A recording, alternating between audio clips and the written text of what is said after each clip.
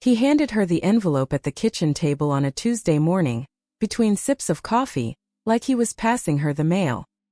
He didn't know that the woman he was divorcing had, 6 days earlier, signed the papers that made her the majority owner of the very company he'd spent 11 years trying to conquer. Adaline Voss read the words petition for dissolution of marriage 3 times before she fully understood what she was looking at. Her husband, Preston Voss, sat across from her, freshly showered, tie already knotted, checking his watch like this was a formality standing between him and a meeting he actually cared about. "I've moved my things to the Marriott downtown," he said, not looking up from his phone. "My lawyer will be in touch with yours. I assume you'll want to keep the house." "I don't need it." Adaline set the envelope down slowly on the table between them, beside her untouched toast, and said nothing at all. Not because she had nothing to say. Because for the first time in 14 years of marriage, she understood with total clarity that anything she said in that moment would be wasted on a man who had already stopped listening to her the day he decided she wasn't worth listening to. She had no idea, watching him gather his laptop bag and walk toward the front door without a backward glance, that in exactly 9 days, he would be sitting in a boardroom on the 40th floor of Callahan Tower, watching her name appear on a slide as the new controlling shareholder of Meridian Kestrel Holdings, the company he had spent over a decade clawing his way toward the top of. This is the story of the quietest woman in every room she ever walked into, and the exact 9 days it took for her husband to learn that being underestimated by everyone, including the man who claimed to love her, had been the single greatest advantage of her entire life. Adaline Marsh had grown up an only child in a modest brick house outside Cleveland, raised almost entirely by her grandmother, Colette Marsh, after her parents died in a car accident when Adaline was 6 years old. Colette wasn't wealthy in any obvious way. She wore the same 3 cardigans in rotation for as long as Adaline could remember, drove a car with over 200,000 miles on it, and clipped coupons at the kitchen table every Sunday evening with the focused patience of a woman who had learned, somewhere along the way, that visible wealth was often the fastest way to attract people who only wanted what was in your pockets. What Adaline didn't understand until she was 23 years old, sitting in a lawyer's office 3 days after her grandmother's funeral, was that Colette Marsh had spent nearly 40 years quietly building a controlling stake in a mid-sized industrial holding company called Kestrel Manufacturing, purchased in fragments through a private trust structure during the 1980s, long before anyone in the family, including Adaline's own parents, had ever known money like that existed in their bloodline. Your grandmother believed the safest fortune is an invisible one. The estate attorney, a measured silver-haired man named Desmond Aldrich, told Adaline that day, sliding a folder across his desk that would eventually change the entire trajectory of her life. She built this trust specifically so that whoever inherited it would never be loved, courted, or targeted for the money. She wanted you to be loved for exactly who you were. Nothing more, nothing less. Adaline had cried in that office, not from grief alone, but from the sudden, disorienting weight of understanding that the quiet, coupon-clipping grandmother who'd raised her had secretly held more financial power than most people she'd ever meet in her life. She had absolutely no idea, at 23 sitting with that folder in her lap, that the single hardest test of her grandmother's careful planning was still 11 years away, waiting for her at her own kitchen table. Adaline met Preston Voss 2 years after her grandmother's death, at a mutual friend's engagement party in a rented loft downtown. He was 28 then, ambitious in the specific, restless way of a man who measured his own worth almost exclusively by comparison to whoever was standing closest to him. He worked in mid-level operations at a logistics firm, and he talked about his 5-year plan with the intensity most people reserve for talking about people they love. Adaline, quiet by nature and by careful choice, found something appealing in Preston's certainty. She had spent her 20s deliberately keeping her life small and unremarkable on the surface, exactly as her grandmother had structured it, working a modest job as a corporate librarian and archivist for a regional insurance company, driving an unremarkable sedan, living in a comfortable but ordinary 2-bedroom house she'd purchased with cash nobody ever asked too many questions about. She never told Preston about the trust. Not because she planned to deceive him forever, but because her grandmother's warning had rooted itself deep in her instincts by then, the same warning Colette had repeated to her at least a dozen times before she died. Money reveals people, Adaline. Wait long enough and everyone eventually shows you exactly what they're really after. For the first 6 years of their marriage, Preston never asked too many questions about Adaline's finances, mostly, she suspected later, because he was too consumed by his own ambitions to look closely at anyone else's. He climbed steadily through the logistics industry, moving from operations to strategic planning to, eventually, a senior director role at a competitor firm that put him within reach of the company he'd idolized since business school. Kestrel Manufacturing, the same quiet industrial holding company Adaline's grandmother had spent 40 years secretly accumulating shares of. Adaline had no idea, watching Preston pin a printed photograph of the Kestrel headquarters building above his home office desk during their 6th year of marriage, that her husband's obsession and her grandmother's legacy were about to collide in ways neither of them could yet imagine. "Someday I'm going to run that place," Preston told her one night, staring at the photograph with an intensity that made Adaline uneasy in a way she couldn't fully name at the time. "Kestrel doesn't just make money, Adaline. It makes history. Old money built that company. The kind of people who actually matter." Adaline, sitting on the edge of their bed, folding laundry with the quiet, unhurried patience that had defined her entire adult life, said nothing about her grandmother's trust that night, or for the 8 years that followed. She told herself in the beginning that she was simply respecting Colette's wishes. By the final years of their marriage, she understood the truer, more uncomfortable reason. She had started to suspect that if Preston ever learned the truth, the man she'd married would stop seeing her as his wife and start seeing her, instead, as his single greatest asset. The years that followed unfolded with the particular, corrosive slowness of a marriage quietly rotting beneath a functional surface. Preston eventually secured a position at Kestrel Manufacturing itself, first as a strategic operations manager, then, after 4 grueling years of 80-hour weeks and calculated political maneuvering, as vice president of corporate development, a role that put him 2 rungs beneath the company's C-suite and, in his own mind, mere years away from an eventual seat at the very top. Adaline watched this ascent from a careful, deliberate distance, celebrating his promotions with quiet dinners and small gifts, listening to his stories about boardroom politics with the attentive, unremarkable interest of a devoted spouse. What Preston never noticed, not once in all those years, was how closely Adaline actually understood every name, every rivalry, and every strategic maneuver he described, because the Kestrel family trust that had funded her entire quiet, comfortable existence held a controlling interest in the very company he was climbing. She had no idea, during those early years of his ascent, how directly the 2 threads of her life were about to intersect. The first real crack in their marriage appeared roughly 3 years before that Tuesday morning at the kitchen table, when Preston came home from a company retreat in a mood Adaline had never quite seen in him before, restless and dissatisfied in a way that seemed to have nothing to do with any single event and everything to do with a slow, building resentment he'd apparently been nursing for years. "Do you ever wonder," he asked her one evening, swirling wine in a glass he'd bought specifically because he liked how it looked in photographs, "what it would be like to actually matter to people? To walk into a room and have everyone already know exactly who you are before you say a word?" Adaline had looked up from the book she was reading, something quiet and unremarkable, exactly the kind of book she always chose in public. "I think I'd rather be known for something true," she said carefully, "than be known just for being known." Preston had laughed, not unkindly exactly, but with a particular edge that had started appearing more and more often in their conversations. "That's very you, Adaline. Very safe. Very small." He'd said it like an observation rather than an insult, which somehow made it land harder. She had no idea in that moment that Preston's growing contempt for her quiet, deliberately unremarkable life was already being fed by someone else entirely, someone who had begun making Preston feel, for the first time in years, like the ambitious, important man he'd always believed himself destined to become. Her name was Ingrid Halvorsen, a sharp, magnetic executive recruiter who'd been brought in by Kestrel's board 18 months earlier to help identify potential outside leadership candidates, as the aging founding family began quietly preparing for succession. Ingrid had met Preston during an informal networking dinner arranged for the company's rising internal talent, and within weeks, according to details Adaline would only piece together much later, their professional relationship had crossed lines that had nothing to do with recruitment strategy at all.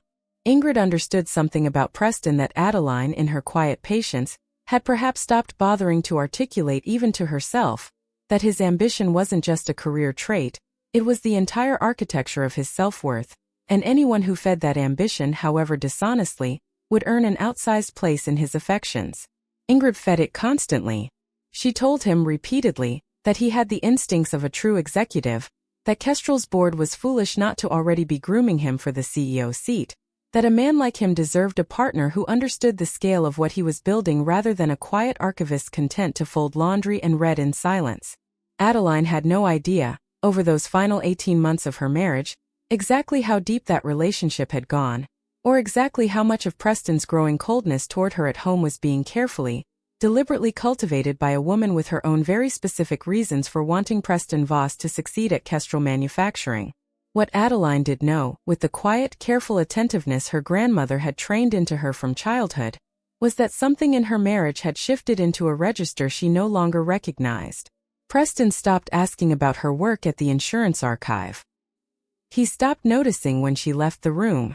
He started taking calls in the garage with the door closed, calls that ended abruptly the moment she walked past the window.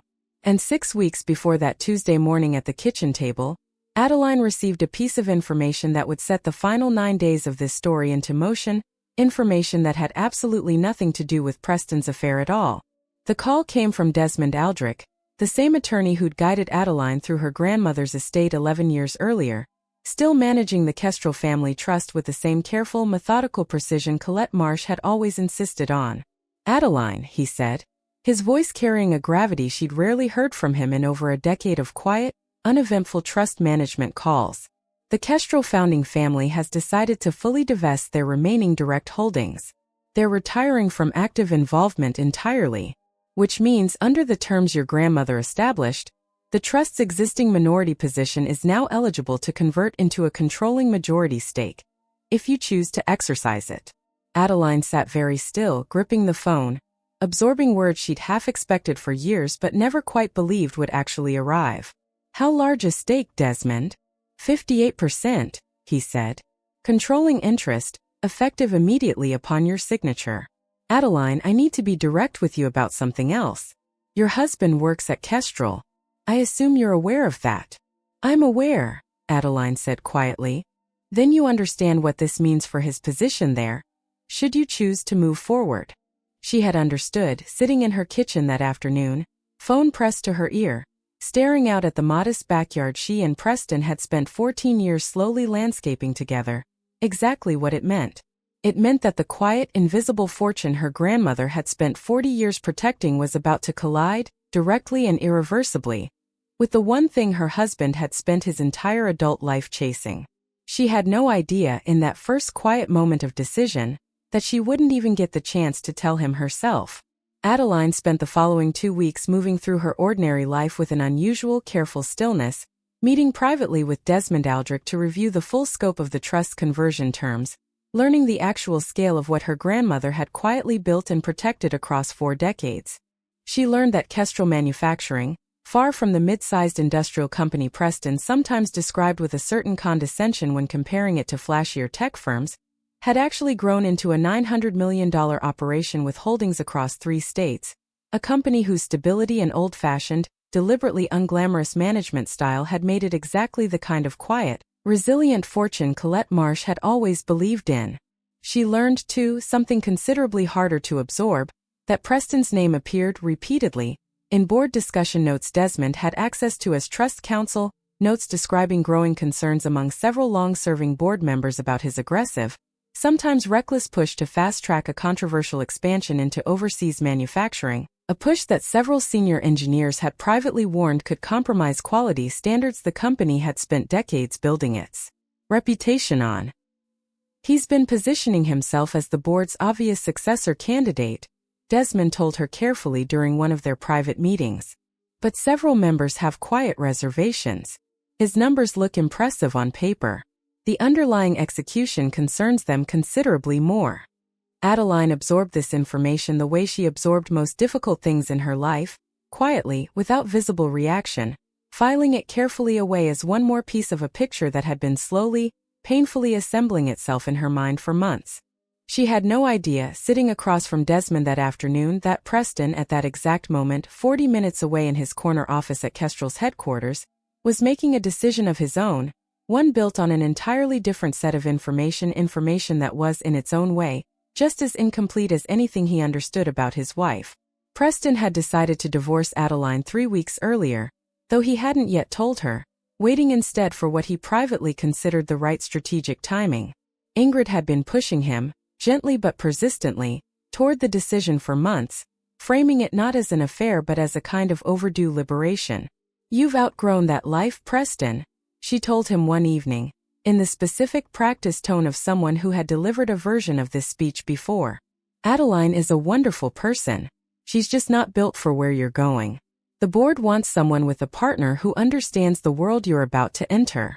Preston, hungry for exactly the kind of validation Ingrid specialized in offering, had let himself believe over months of careful, deliberate encouragement that divorcing Adaline wasn't a betrayal at all, but a necessary, almost noble step toward becoming the man he'd always believed he was destined to be.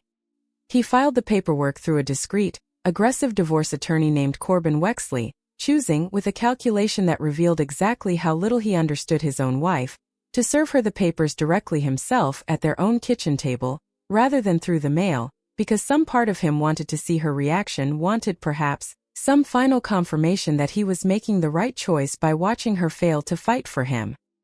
He had no idea, sliding that envelope across the table on that ordinary Tuesday morning, that he was about to spend the following 9 days learning exactly how badly he had misjudged the woman he'd spent 14 years married to. Adaline didn't cry after Preston left that morning. She sat at the kitchen table for nearly 20 minutes with the envelope in front of her, untouched, before she finally opened it and read through the petition in full, noting, with the same careful, methodical attention she brought to everything in her life, exactly how Preston's attorney had characterized their marriage. Irreconcilable differences. No fault claimed on either side. A request for an expedited, uncontested proceeding. She noticed, too, a smaller detail buried in the financial disclosure section, a detail that told her almost everything she needed to know about her husband's state of mind. Preston had listed his current employer as Kestrel Manufacturing, Vice President of Corporate Development, with an attached note indicating he anticipated a significant promotion and compensation increase within the current fiscal year. He was already planning his future, Adaline understood, sitting there with the papers spread in front of her. He'd simply decided that future no longer included her. She called Desmond Aldrich that same afternoon. "I need to move forward with the trust conversion," she told him, her voice steady in a way that surprised even her. "Effective as soon as legally possible." There was a pause on the line. "Adaline, I need to ask you directly. Are you doing this because of the divorce? Or in spite of it?" She thought about the question carefully before answering, the same way she thought carefully about most things. "Neither," she finally said. "I'm doing it because it's mine, Desmond. It was always going to be mine eventually. The timing just happens to be what it is." The conversion process moved with the quiet, deliberate efficiency of a trust structure Colette Marsh had spent 4 decades meticulously preparing. Within 6 days, the paperwork transferring controlling interest of Kestrel Manufacturing into Adaline's direct ownership, structured through a newly formed holding entity called Marsh Kestrel Partners, had been finalized, reviewed, and formally recorded. Adaline signed the final documents in Desmond's office on a quiet Monday morning, 6 days after Preston had slid a divorce petition across their kitchen table, and felt, for the first time in longer than she could easily remember, the peculiar weighty sensation of stepping fully into a life that had, in some sense, always been waiting for her.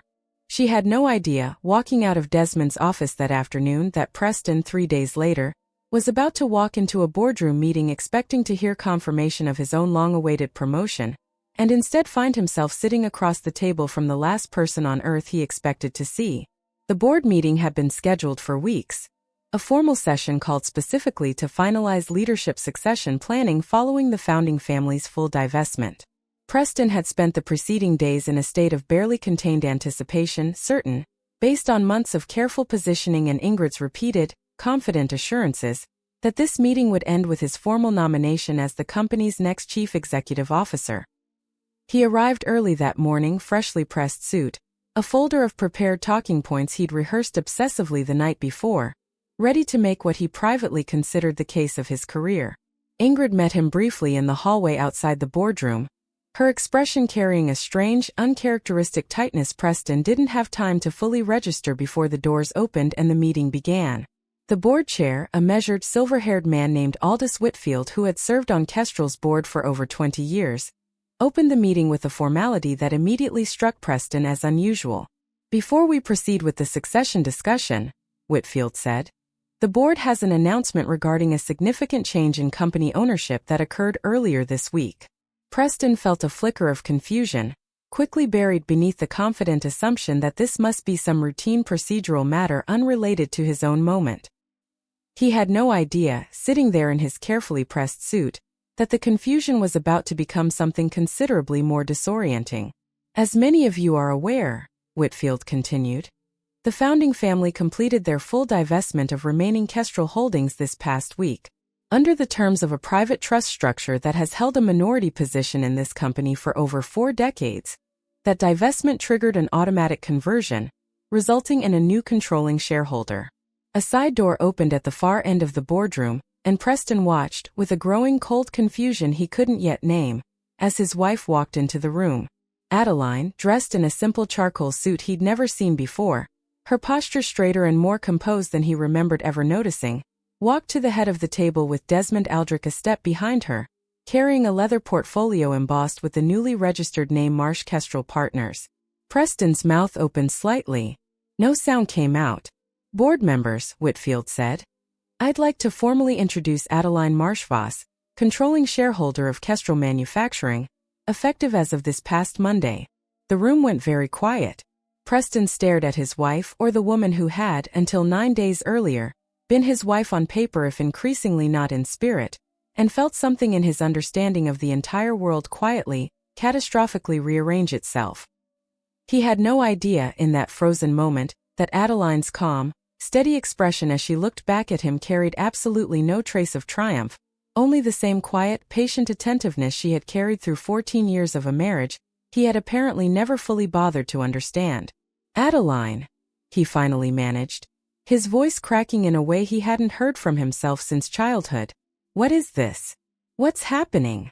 Adaline set her portfolio down gently on the table, the same unhurried, deliberate movement she brought to everything in her life. "My grandmother built a trust decades ago," she said, her voice steady enough to carry across the entire silent room. "It's held a position in this company since before either of us was born." "Preston, I only exercised the conversion this week, once the terms allowed it." "You never told me," he said, and Preston heard, even as he said it, how strange the accusation sounded given the envelope he had personally handed her 9 days earlier. "No," Adaline agreed simply. "I didn't." Whitfield cleared his throat, drawing the room's attention back toward the formal agenda. "Given this change in ownership structure, the succession discussion originally planned for today will need to be revisited under Mrs. Voss's direction.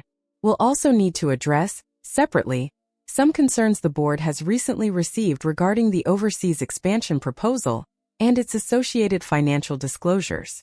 Preston's face had gone pale. The confident, rehearsed composure he'd walked into the room with completely evaporated. "Concerns?" he repeated. "What concerns?" It was Ingrid, seated 3 chairs down the table, who finally spoke, her voice tight with a controlled panic Preston hadn't yet fully registered as directed at him rather than shared with him. "Preston," she said quietly, "I think we should discuss this privately." But Adaline, standing at the head of the table she now controlled, wasn't finished. "Before we adjourn," she said, opening her portfolio and sliding a set of documents toward Desmond, "I'd like the board to review the independent engineering assessment I commissioned last week regarding the overseas manufacturing proposal." Preston's stomach dropped.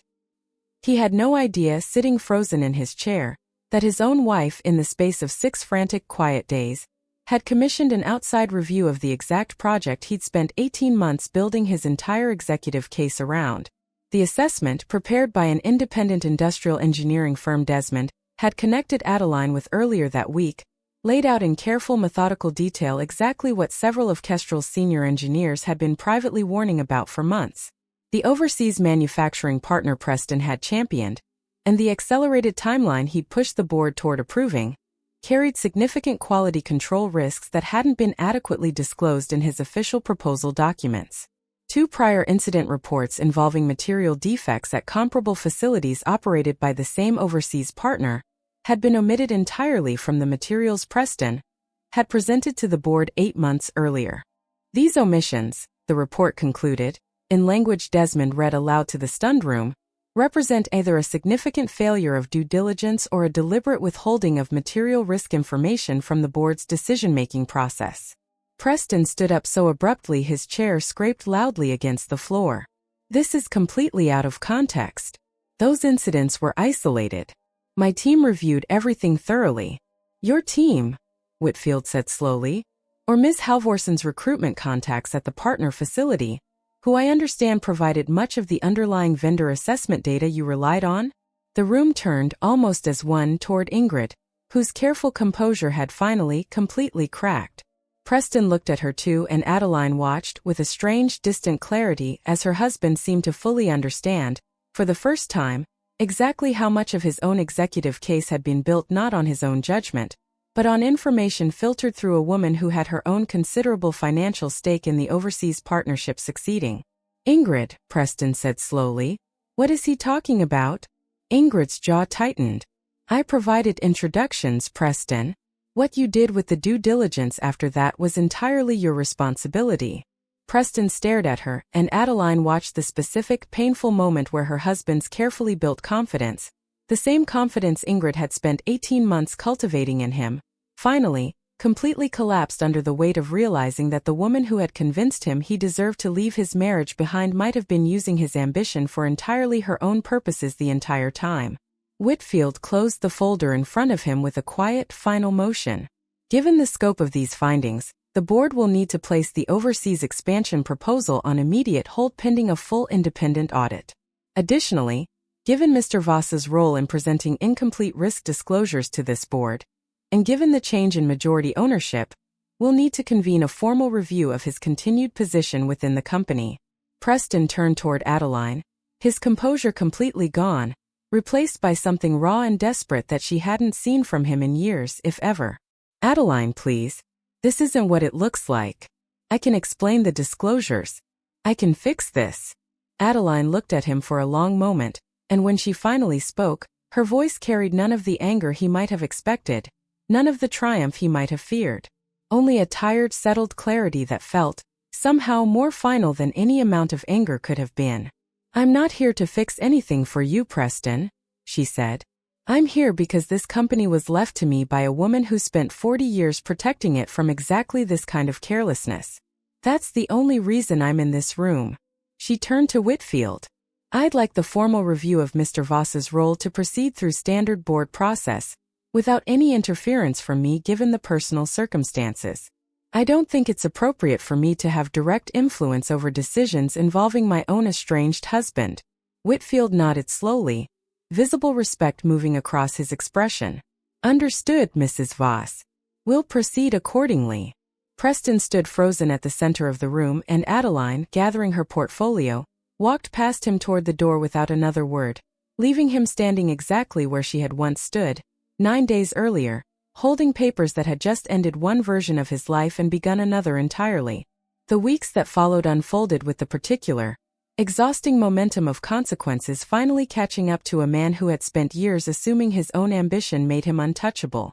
The board's independent audit of the overseas expansion proposal confirmed the engineering assessment's findings in full, revealing that Preston had, in fact, been aware of at least one of the omitted incident reports for nearly 6 months before presenting his final proposal, a discovery that transformed the board's initial concern about carelessness into a considerably more serious finding of deliberate concealment.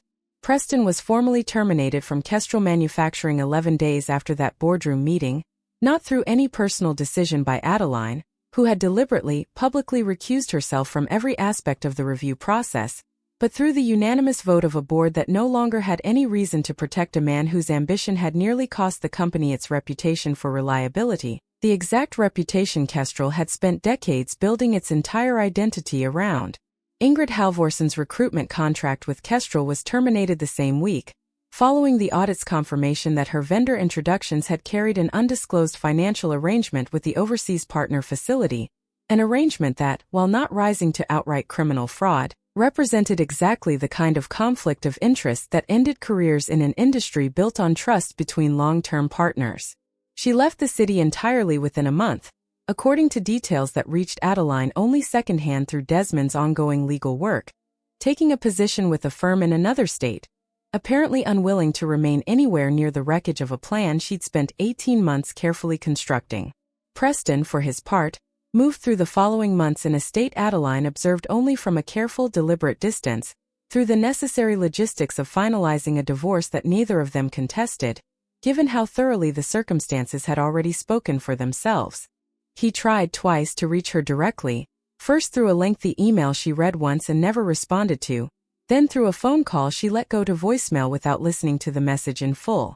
The divorce was finalized quietly, for months after that Tuesday morning at the kitchen table, with terms that reflected, with a kind of stark clarity, exactly how completely Preston's own choices had shaped the outcome.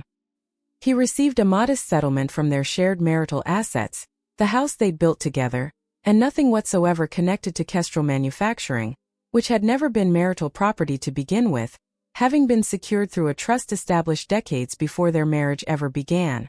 Adaline didn't move to punish him beyond what the facts of the situation had already determined. She'd learned, somewhere in the careful, deliberate months of watching her grandmother's trust finally activate exactly as Colette had always planned, that real power rarely needed to announce itself through cruelty.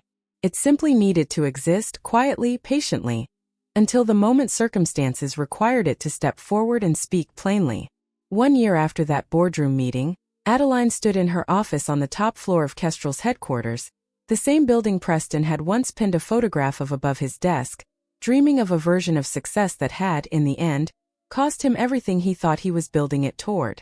She'd taken the company's helm not as an outside executive imposing sudden, dramatic change, but with the same quiet, careful attentiveness that had defined her entire life, spending her first months primarily listening to the engineers and line managers whose warnings Preston had so easily dismissed, restoring the deliberate, unglamorous reliability that had made Kestrel Manufacturing worth her grandmother's 40 years of patient investment in the first place. She'd also, in that first year, quietly established the Colette Marsh Fellowship, a program designed to fund engineering education for first-generation college students from working-class backgrounds, exactly the kind of quiet, unglamorous investment her grandmother had believed in more than any flashy expansion project ever could have justified. Desmond Aldrich visited her office one afternoon that spring, carrying, as he often did, a folder of routine trust updates that had become, over the past year, considerably less dramatic than the ones that had defined those first 9 days. He glanced around her office at the understated, deliberately unglamorous furnishings she'd chosen, so different from the polished, status-driven decor Preston had always favored in his own office down the hall, back when it had still been his. "Your grandmother would be proud," Desmond said simply, setting the folder down on her desk. Adaline looked out the window at the quiet industrial skyline of the city her grandmother had built an invisible fortune within, and thought, not for the first time, about the specific lesson Colette Marsh had spent a lifetime trying to teach her, long before Adaline had ever fully understood why it mattered. The safest fortune is an invisible one because it lets you see with total clarity exactly who values you for what you are rather than what you have. Preston had never once asked to see the whole of her. He'd simply assumed, based on her careful quietness, that there was nothing more there worth discovering. "I think she would be," Adaline finally said. "Though I think what she'd actually be proudest of isn't the company at all. It's that I never once had to become someone loud to prove I deserved to keep it." She thought sometimes about that Tuesday morning at the kitchen table, the envelope sliding across the surface between them, the particular careless confidence in Preston's voice as he mentioned the Marriott downtown like he was discussing a minor scheduling change rather than the end of 14 years. She understood now, with the kind of clarity that only comes from surviving the exact collapse you once feared, that Preston had never actually been leaving a quiet, unremarkable woman that morning. He had been leaving, without ever once realizing it, the single most consequential person he would ever meet in his entire life, walking out the door with the confident, careless stride of a man who had spent years assuming quietness and smallness were the same thing. They were not. They had never been. If this story resonated with you, hit that like button and let me know in the comments. Do you think Adaline was right to stay silent about the trust for so long? Or should she have told Preston the truth long before that Tuesday morning ever arrived? Subscribe and turn on notifications, because next week we're telling the story of a groundskeeper who was fired the same week his employer's family discovered exactly whose land their entire estate had actually been built on.